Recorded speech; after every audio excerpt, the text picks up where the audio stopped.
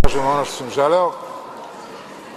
Dragi prijatelji, uvažena predsedavajuća, gospođe ministre i gospodo ministri, kažu Latini vox populi, vox dei, glas naroda, glas Boga.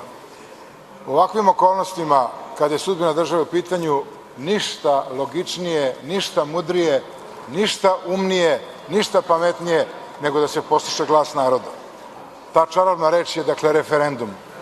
Ali referendum na kome pitanje svakako neće definisati gospodin File, referendum na kome će, izvinjavam se, gospoda Dačić i Vučić dokazati svoje već poslovično poštenje i neće zloupotrebljavati svoje pozicije, neće se useliti na televizije sa nacionalnom frekvencijom, nego će, dakle, taj referendum oslikati emocionalni, socijalni, politički moment ovog trenutka, onakav kakav jeste, neopoziv, definitivan, dakle, i pre svega pošten.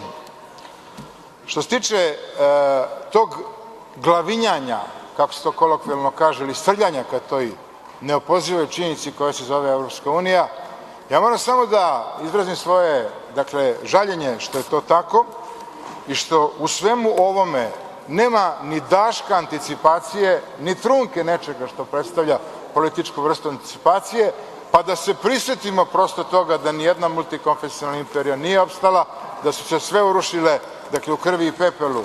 Austro-Ugarska, taj imperijalni model koji nasleđuje Evropska unija, izgrađuje 11 milenijumskih kula, slaveći 1000 godina svoje carevine. Jedna od tih milenijumskih kula je i kula Sibinjanin Janka.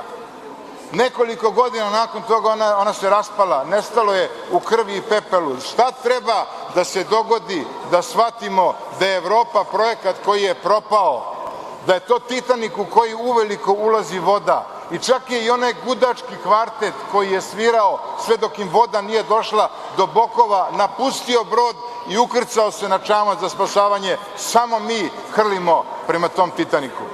Samo mi zajapureni veslamo prema tom bivšem brodu, prema tim vlasnicima bivše sreće koji će uskoro završiti na dnu okeana. To je ono što je zastrašujuće. Dakle, ovo je ponovo put bez alternative, ovo je ideja bez koncepta. Šta ako se Evropa raspadne? Ona je već usrećila Bugarsku, usrećila Irsku, usrećila Mađarsku, usrećila etc. Nema Kiprani koji je ne proklinje. Nema Irca koji je ne proklinje, nema Španca koji je ne proklinje i mi uporno idemo i srljamo prema, dakle, Evropskoj uniji. To je prosto neverovatno. Taj dnevnik uvreda koji smo odande dobili ima nekoliko hiljada strana. Ta usrećiteljka je usrećila Siriju, Libiju, usrećila je Irak, usrećila je Egipat. Treba li toj vrsti usrećenja da verujemo za ime Boga? Pa da li može ponižen čovek biti srećan? Postoji nekoliko traktata o sreći. Šta je potrebno da se bude srećan? Ja sad nemam vremena da o tome govorim. Potrebno je da provedete život sa osobom koju volite, da radite posao koji volite, da budete zdravi i potrebno je da budete dostojanstveni. Može li čovek koji kleči i lapće pomije iz šančeta biti srećan? Može li čovek zavisiti od punog frižidera? Može li njegova sreća zavisiti od punog frižidera čak i onda kad je taj frižider napunila 17-godišnja ćerka čije je radno mesto ulica? O tome se, dakle, radi, dragi moji prijatelji. Dakle, važno je da je čanče sa pomijama puno i to je ono što je suština. Dakle, mi živimo, kako bi rekao veliki Đura Jakšić, nažalost živimo vreme jarećeg pečenja. Nijedan ideal osim jaretine nije ostao u ovoj nesrećnoj zemlji. Svi smo, neko je rekao danas, poslanici koji su rođeni na Kosovu, poslanici koji, mislim da je Jagodinski korifej, ako se ne varam, nek mi se oprosti ukoliko grešim. Pa svi smo mi rođeni na Kosovu, svima vam pišu pogrešni podaci u ličnim kartama, svima je mesto rođenja Kosovo i Metohija. To je praprostor srpske države, praprostor misanog, emocionalnog, poetičkog, političkog, svega onoga što čini identitet. To je Kosovo. Na Kosovu su rođene najlepše srpske pesme, najlepše srpske žene, najlepše srpske mitologeme. To je Kosovo i sad vam se to otima. Otima se nešto što je identitet, nešto, dragi moji prijatelji, što se gradi 7000 godina, onoliko godina koliko, dakle, traje civilizacija. To i takvo Kosovo, taj bahati evropski hirurg vam je odsekao bez anestezije, ubeđujući vas da ste sad lepši i zdraviji, čak su mu naši bolničari i naše medicinske sestre zdušno pomagale, a mi sada sa promenjenom svešću, kako insistira velika Evropa, moramo da pristanemo na to kao da smo mi uzurpatori, kao da smo mi došli iza sitnih konja i sitne stoke. Kao da je Gračanica Samonikli Bršljan, kao da je Dević nikao na kupusištu, kao da je sve ono što je iskon srpski nekom oteto.